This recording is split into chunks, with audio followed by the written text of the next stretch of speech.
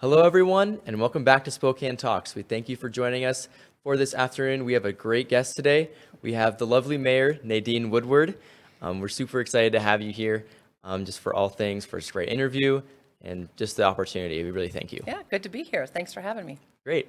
Well, let's get started. We were just talking about how we are, you started in journalism over in Portland. You went down there. Go Pilots. Yeah, good for you for knowing. Yeah.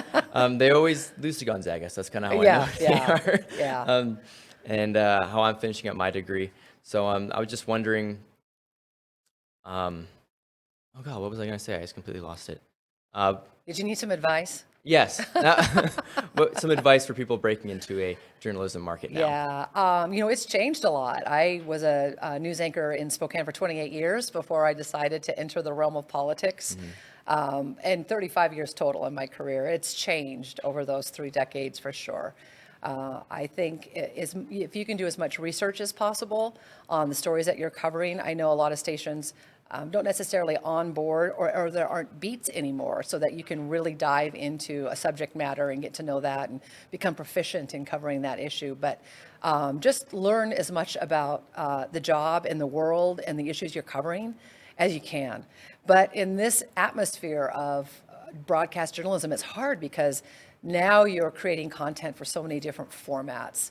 You know, you're tweeting, you're sharing on Facebook, on the station's website, and then your story goes on the 5 or 6 o'clock news. So it's a challenge, and it's a challenge. You're creating a lot of content all day long, but you have to really be, I think, laser focused to be able to create the quality of the content and make sure that what you're reporting is accurate and that you have the knowledge of the subject matter you're reporting on. So I think making that commitment would serve you well. Yeah, I think there's some good nuggets in there for everybody, especially in disseminating information and how, I mean, we're all just normal people also who make mistakes, reporters, put on their pants one day at a time or one leg at a time every day. But if you like to learn, I mean, that's what, that's why I think journalists, for me, making the transformation from being a journalist to a politician, I think there's a lot of skills that journalists have that parlay well into a lot of different professions. But,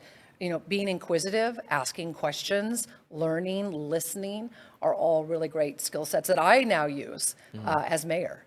So good luck with that. Yeah, thank you. Appreciate it. We can get into the meat and the potatoes of the interview, but I just wanted to touch on that first. Sure. So in regards to homelessness, I know Spokane has been experiencing kind of a homeless epidemic right now. Being a big city, it's been kind of going up. What is the city council doing, and what are you specifically doing to combat this on a policy level and maybe on a community-based level? Yeah, homelessness has been an issue for a long time. I think it has exacerbated somewhat during the pandemic. And Spokane is a regional hub. All of the services that this area has are all located in Spokane, and most are located downtown. So that has an impact on people who work downtown, property owners, business owners. And during COVID, I think we've seen that tick up a bit. But I will say that during this pandemic, my administration made it a priority to keep those who are homeless housed, sheltered during the pandemic, to protect them and to protect the community. So we went to great lengths at the very beginning to keep what was normally our winter seasonal shelter. When that would typically close early spring and the pandemic hit, right around March, we decided to keep all of those people housed. So we moved out of the Cannon Street shelter. We went to the downtown library that was under construction and kept about 100 people housed there. We then moved on to the arena. And then later on in the summer, with CARES money, the county bought a new shelter on Mission Street, which is our way out shelter, and we kept 100 people housed there.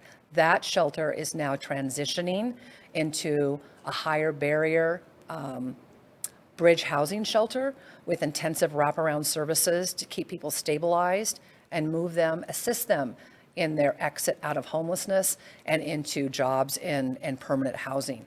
So during the pandemic, we've added that shelter. We're also working on a young adult shelter, which Volunteers of America will be operating. And that's a system gap that's been identified for years but never filled. And that's for 18 to 24-year-olds. And this is, for the first time, a program that's working upstream to prevent the next generation of homeless. These are individuals, many of them are aging out of foster care, or they've been couch surfing, or they're on the streets now. But if we can get them at a young age and also offer wraparound services for them, mental health, substance abuse, job training. We're locating that shelter also on Mission, but it's East Mission and it's near Spokane Community College, so that they also have access to continuing education and technical training, and then help get them into jobs and into housing as well.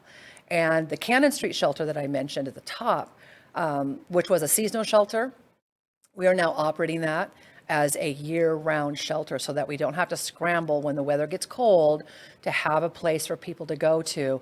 That shelter is now being operated 12 months out of the year as that night by night when the weather is cold, but also day shelter, especially in the summertime when people sometimes just need a place to get off the street, take a shower, do some laundry, connect to Wi-Fi, charge their electronics, whatever that is.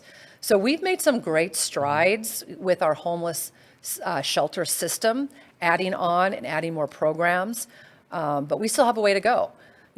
Nobody has a magic wand that's going to solve homelessness. And I've always said, I don't think we're going to solve homelessness. Homelessness has been around for a very long time, but I think we can do a better job of managing the systems and the programs and the services that we have to help people exit out. So as people are exiting out, we make room for people moving then in to get those initial services. So that's been the approach and the priority that I've had. Right. There's no magic government button that's just that you can press to just fix everything. Well, and you know what, Connor? I don't think government can do it alone. Mm-hmm. So we are engaging the business community as well, and I intend to engage the faith community, because the entire community needs to address and be part of the solution on this issue. Yeah, I mean, using the mental health, as you mentioned before, and keeping that Cannon Street shelter open year-round, you can really make those connections with people. Because what people kind of neglect to talk about a lot is why they became homeless in the first place, or what sort of habits that they formed that don't allow them to get out of that situation that they're in. So I think that also utilizing that mental health is really good, and providing those services so they can get back into the workforce, and then hopefully get out of the shelter, really. Well, and when you talk about the root cause, there are many reasons why people are homeless. But for those who are chronically homeless, we're talking about people who've spent years on the street and they just can't get to the next level. The majority of those do have mental health issues and substance abuse issues. Yeah. And those have to be addressed. And it may take several times that they go through a substance abuse program, or they also need relationships, because it's about they've lost all their relationships and they're trying to find relationships on the street. They need people who can come alongside them outside of the programs that they get connected to, but can help shepherd them through that process. That's why having that Cannon Street shelter open year-round is such a great thing. Because, I mean, when you close it in the winter and then you have new staff possibly coming back next year, let alone having them remember that it's open, because they're out on the street worrying about other things. They're not going to remember when, this specific shelter on Cannon Street is open again. And having that constant place, a good place to sleep. I think they get 3 meals a day there. They provide. I was reading about it the other day. Yeah. And it seems like it's a good plan. Is a good start. It is. And we have great providers in Spokane. So Guardians Foundation is operating that shelter. They're also very engaged in the neighborhood, because neighborhoods are very concerned when a shelter moves into their area about how that shelter is going to be operated. They've done a fantastic job. And our service providers like Volunteers of America, Union Gospel Mission, Salvation Army, all of them, they know the importance and how important it is to make relationships with people, to get them to the next level, to help them make that decision on, okay, I do want to exit homelessness, but what is it going to take for me? So it's about relationships. Yes. How do you plan to prevent future homelessness, aside from the things that we've kind of talked about already? I mean, like opening that Cannon Street shelter, keeping that Mission Street shelter open and all the things we've talked about, is there any potential things in the future, say, I don't know, 2 years, 3 years down the road, we Well, could see I going think into place? saying that you're going to prevent homelessness, that's a tough one. I don't know if we're going to prevent homelessness, but when we start focusing on those programs that work upstream, like the young adult shelter, I think that's extremely important. Volunteers of America is going to be operating that shelter. They're operating right now temporarily 30 beds in other facilities until we get that new shelter up and operating. But they also operate Crosswalk, which is a 18 and under shelter. So grabbing those kids at a young age and really investing in them and finding out what are the needs in their life, what will make a difference in their life so that they don't become homeless. And even I think we need to make an effort going into the schools and identifying people at a young age who are at risk or come from a home environment that's at risk to offer services, support service for them as well. Working upstream is how you work to prevent homelessness. Get it at the source. Yeah. All right, so we're going to pivot a little bit from homelessness. We're going to move more towards the housing market and how it's kind of been inflating recently. In this past June, Spokane had the highest rent inflation increase across the nation. What kind of factors do you think are going into that? Because I think a lot of people think it's unifactorial, where there's a number of factors. If you could explain that. Oh, it a little is. bit. It's pretty complex, but basically we've had a housing shortage for many, many years that we've never responded to adequately. So now you have a housing shortage. During the pandemic, you have more people who are working remotely and moving to other places that might have more elbow room like we do here. So we've seen a migration of people moving here. And then it's a supply and demand. So we need more housing, and we need more housing of all levels to bring those prices down. We've seen them now plateau and start to come down from midsummer when things got really, really crazy.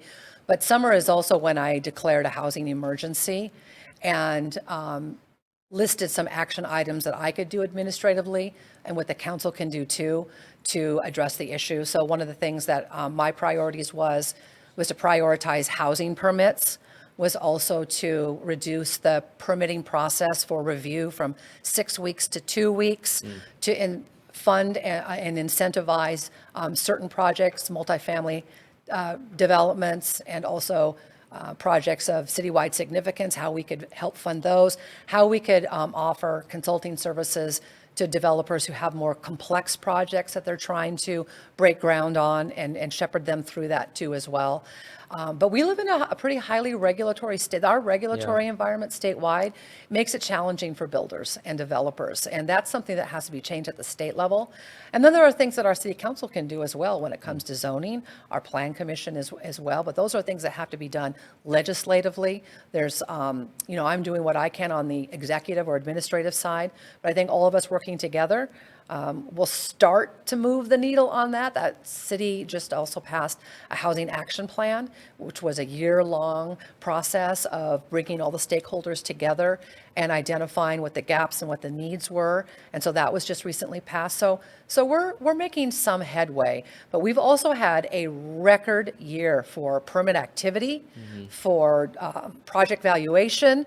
And so our teams at City Hall are working around the clock to try to get these permits through as quickly as possible so that building can happen. Yes. I mean, you must have done your homework, because you really just went down all of my questions. Oh. You answered all of them completely unintentionally. It's great. It's awesome. Well, there's a lot of work going on, so Yeah, I'm happy to talk about it. This is kind of more on the economic side of it. So Fortune magazine has named Spokane the 6th overvalued housing market in the nation. This would just be because of the housing boom that we've experienced. What kind of resolutions do you think we're going to do to fight this due to the insufficient housing that we are experiencing? Well, again, it's a supply and demand issue, and as we continue to increase supply, some of those prices will come down. And we've seen the prices of homes come down, and we've seen the inventory tick up just a little bit. But it's kind of an organic thing. It just it's a market issue. It just needs to level out and balance on its own. But our priority definitely needs to be to add more housing. And I talk about housing of all level. Oftentimes when you talk about the subject of housing, people always think of just the attainable or the affordable or the subsidized housing to prevent homelessness. That's part of it. But we also need more apartment buildings. We also need more of those first-time buyer level homes. We need the middle market homes. And people say, well, we can't just build luxury homes. But really, even when you build luxury homes, somebody's moving out of a mid-size home to move it. And that's all part of the system. So when I say housing, we need more housing, it's at all levels. Yeah. I completely understand that. I am 20 years old, living with a few guys out of college and trying to find a house that was below like $2,000 was extremely hard. And we were like kind of first time people, and we were like, is it supposed to be this difficult? So we have been seeing those levels plateau a little bit. So that's good. Hopefully, as the market, increases the amount of housing available, we'll see those prices drop even more. Yeah. I want to pivot a little bit from the housing market and more towards the Inlander article. Did you get a chance to see what the Inlander had written about you? It was by Ben Stuckart, and it was titled "The Case for Scrapping Spokane's Strong Mayor: A Form of Government in Favor of a City Manager." I'm just going to give you a chance to respond to that. Well, this is something the voters wanted 20 years ago or so, and we went from a city manager form of government to a strong mayor. So this is what the voters decided was the change that they wanted. But I would just say it doesn't matter what form of government we have. It's really about the leadership and how you lead.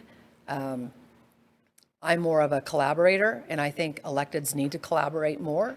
That's something that I wanted to do and have done since I walked into office. I came into an environment where council and mayor weren't talking, and I knew that, I wanted to change that. That I need to work with city council, I need to work with other electeds and bring people together. And, we have our political differences, but I know that we get a lot more done when we come together, when we identify common ground, and we lean in on the common ground. And, when you have a council that it's a little bit different politically than I am, I still need to work with them. And I've developed great relationships with each and every one of them. I meet with our council president once a week. And you get more through compromise, too, than you do drawing a line in the sand. Yeah. And so I've always enjoyed the opportunity to collaborate, whether that's with our city council or with county commissioners or with mayors in other cities. I convene a monthly mayor meeting with all the mayors in Spokane County. During the pandemic, there were multiple times that I reached out to the mayors of Eastern Washington, and we got together and even helped write suggestions to the governor when we were in different phases of opening up our economy again and businesses again during the pandemic. So I'm all about bringing people together because I can't do this all by myself. Yeah. and I like getting different perspectives. I like listening to other opinions. I like just bringing people together. So, like I said, it doesn't matter what form of government, is how you lead. Best not to get hung up on names. Let's do this. Let's do the work. Yeah, exactly. And that's what the voters expect. They expect us to get along, or even if we don't, get along politically or align politically, that we can work together. That's the expectation. That's our job. Yeah. Moving now to more COVID-related questions, a hot topic. Still a year and a half later. A couple of months back, we instituted a mask mandate on city employees and visitors for the Spokane city facilities. 2 months later, cases haven't really done a whole lot of changing. Could it be because mask mandates aren't the answer, or what do you think it could be?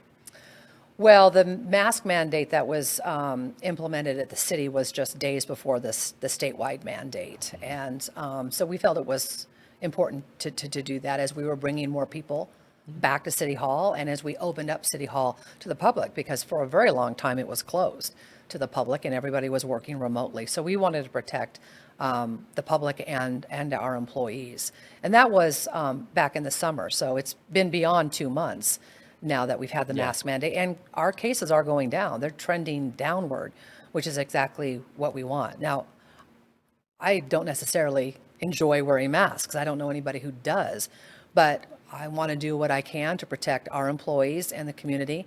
And I'm going to love the day when we don't have to wear masks anymore. But that's where we are right now. Gotcha. Are you opposed to future mandates, whether vaccine mandates or mask mandates in the future? Say these COVID cases continue to decline.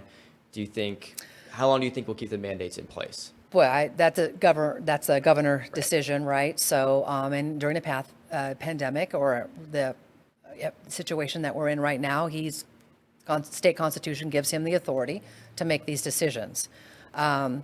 But I did not implement a citywide vaccine mandate, and that was a decision I made because I don't think the government should be telling us what to do regarding vaccines.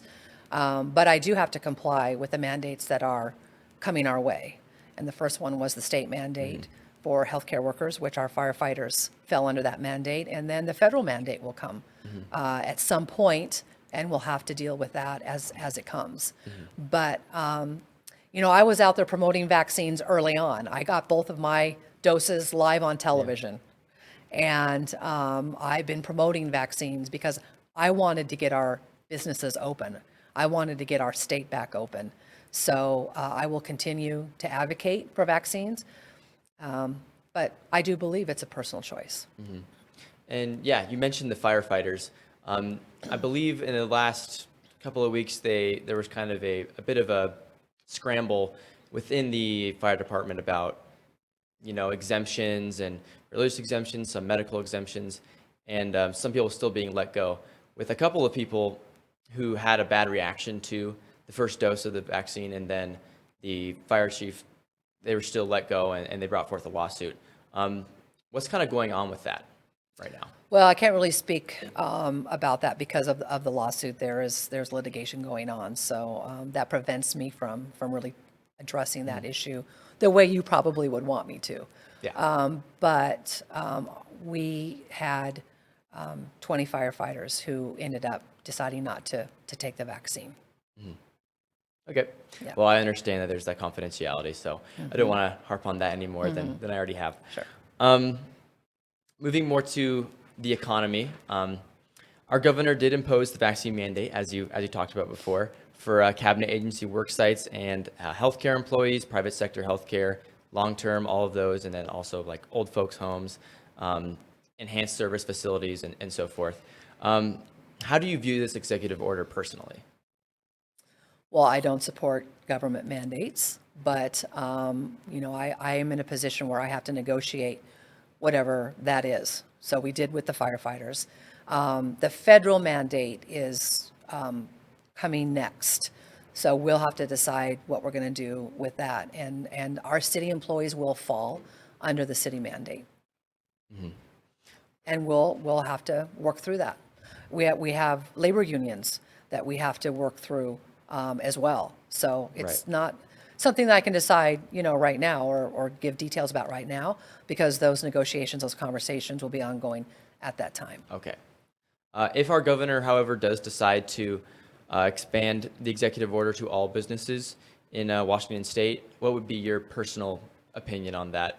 Maybe from a policy perspective and also just personally. Well, there are some businesses that are already, requiring that, that their customers or guests need to be vaccinated.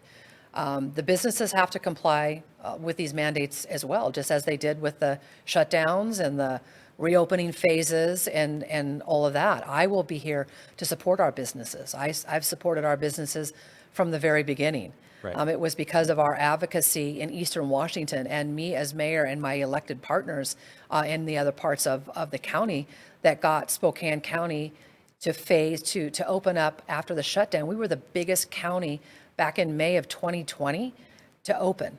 Yeah. to actually open our doors, the biggest county in the state. And that was because of our advocacy. Our advocacy also helped guide the governor on what the reopening would look like for different industries. And we advocated for just the governor to come over to Eastern Washington and see what our unique challenges were, being 30 miles away from a state that was almost fully open and had completely different, it was addressing the pandemic so much differently than the state of Washington was. So I'm always there to support the business. We've never cited a business for anything in the city of Spokane. We've always educated rather than citing. That's L&I's job, labor and industry's job, but I've always been there to support our businesses. Yeah. Well, we thank you for coming on and giving us the opportunity to chat about all the different things. Thank you for all the great work you've been doing. Thank you. And for everybody who listened at Spokane Talks, we really appreciate your time and that you choose Spokane Talks over any other outlet. We do appreciate your involvement. Stay safe and goodbye for now.